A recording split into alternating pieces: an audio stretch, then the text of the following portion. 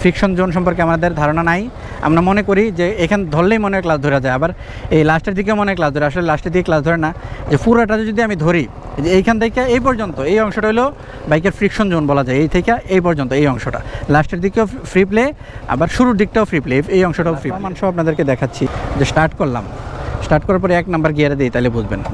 1 number গিয়ারে দেখেন যে আমি যখন ছাড়ছি, আমি কিন্তু থ্রোটল দিচ্ছি না, এই যে ছাড়ছি যখন, কখন বাইকটা চলা শুরু করে দেখেন, এই যে এখন বাইকটা আস্তে আস্তে চলা শুরু করছে, এই হলো ফ্রিকশন জোন। মানে একদম শুরুর দিকে যে একটু ছাড়ছি, দেখেন বাইক কিন্তু দাঁড়াইয়ে আছে, বাইকটা দৌড়াচ্ছে না, মানে এখনও বাইকের ফ্রিকশন জোনের মধ্যে পড়ে না। দিকে ফ্রি প্লেতে ক্লাস ধরে কোনো লাভ নাই।